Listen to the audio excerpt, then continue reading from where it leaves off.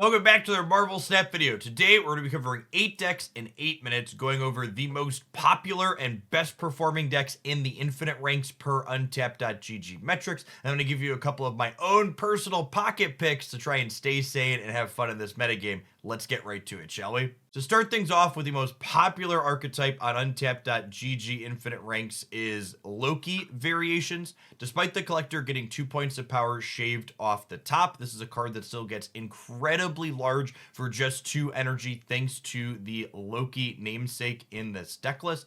Looking over the stats, there's a lot of variation in the final details of these Loki decks, but most of them are playing the same core of 8 cards, which is Kitty Pryde, Quinjet, Snowguard, Angela, Collector, Agent Coulson, Loki, and America Chavez. The last 4 slots, which in this particular deck list are taken up by Jeff, Sentinel, Cosmo, and Legion, vary a little bit from list to list. The Sentinel slot is typically another card that helps keep your hand full, triggering the collector and giving Loki extra things to copy. Legion, Cosmo, and Jeff tend to take up the spots of various tech cards, things like Shadow King, Shang-Chi, Goose, things of that nature to disrupt what your opponent has going on are common cards in those slots. The second most popular deck per untap.gg infinite rank metrics is this variation of Galactus Ramp. The big thing that's noteworthy about this Galactus deck in my mind is that it is not a one-trick pony. While there's going to be some games where you wave into a Galactus and then play Alioth or Professor X as a follow-up and lock your opponent out very quickly, there's other games where you simply get to kind of play this honest game of Marvel Snap with cards like Nebula, Sunspot, Jeff, and Daredevil, letting you lock out a particular lane with Professor X, and then following up winning a second with either a big stat stick like Orca or Alioth, blowing away whatever your opponent deploys in their final moments of the game. The third most popular deck per untap.gg infinite rank metrics, and actually one of the top performing decks as well, kind of bridging the gap into our second category that we're going to talk about today, is the Little Movers variation that you see on your screen. Now, this archetype looks to leverage Angela as well as Kraven in conjunction with cheap cards that move between paths, such as Nightcrawler, Jeff, Silk, and Spider-Man, to power up not just one, but both of these 2 energy plays when we see them early. The innovation that this deck list is leveraging to stay relevant and be powerful in the current metagame is that wave in tandem with big finishers like Alioth, Arrow, and Doctor Doom make it so we lock the opponent into a single play on that final most important turn of the game, while also slamming a massive play ourselves, which is generally speaking able to overpower them.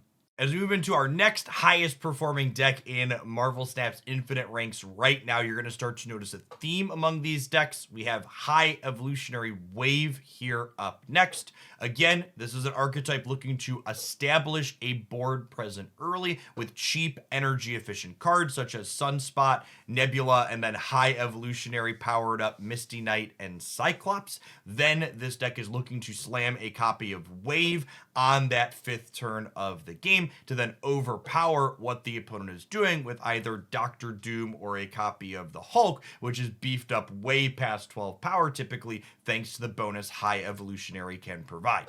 Our next top performing deck in Marvel Snap's infinite ranks per untap.gg metrics is this variation of Galactus Ramp. Similar to the more popular variation that we saw earlier, this deck is not all in on the Galactus game plan. In fact, I would argue a lot of the strength in this deck list is based on the fact that Galactus exists and threatens to blow up the board more so than actually executing that strategy consistently itself.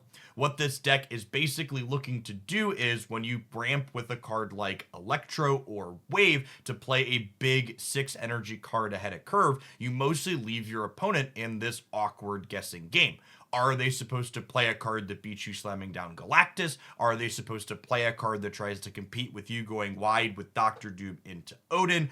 Or do they need to play around Marvel Snap's latest release, Alioth, threatening to blow away whatever their biggest play is in a key path in the game? This deck is basically a Marvel Snap shell game that makes your opponent flip coins to kind of guess which outcome they're going to have, which is often going to leave them frustrated and helpless.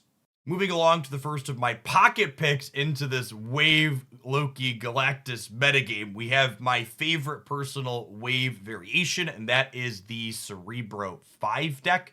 This deck list, thanks to its various cards such as Polaris and Spider-Man and Stegron, actually lines up quite well into a lot of these Galactus decks because you have counterplay to Galactus blowing up the board since you're moving things around while also executing your own game plan of putting 5-power things onto the board.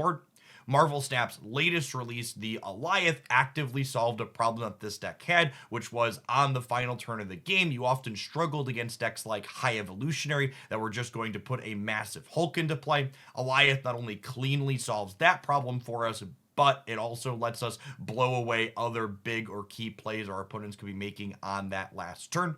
This deck also gets to be a wave deck since we have multiple top end plays such as Alioth and Doctor Doom, meaning that other decks that are looking to go wide on that final turn just suffer into this deck list if they're not ready for you to be locking them out. My next pocket pick here today is one that I featured on the channel a number of times in the past, and that is the Clutter Control deck. This deck list is definitely the #1 recommendation if you're sick and tired of Galactus blowing away your board.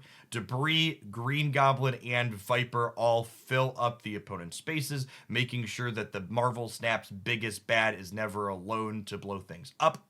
I also think this deck lines up pretty well into the Loki decks that have been popular. They're very board space hungry, so a well-positioned Debris can often lock them out of getting key points of stats in places where they need them to be successful.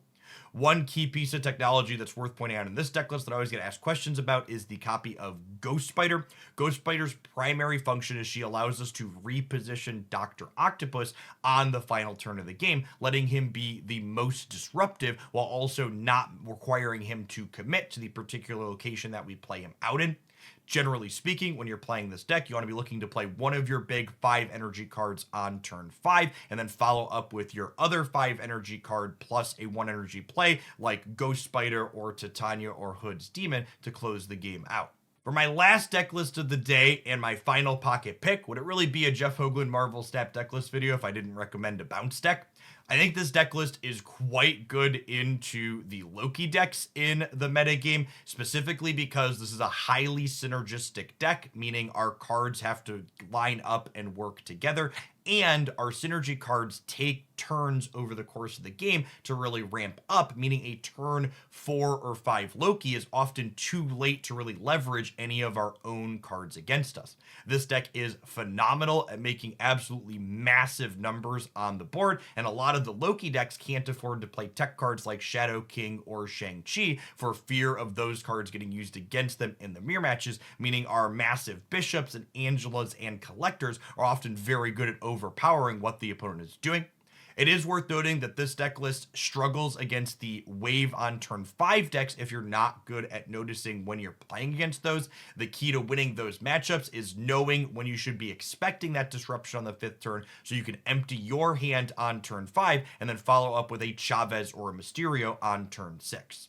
Hopefully you enjoyed today's deck list roundup. If you did, snap that like button to help it reach some more people. And I'd love it if you could leave some feedback in the comments down below on the formatting and style of this video. This is my first one of this kind of video with my wonderful new editor. Thanks as always for watching, folks.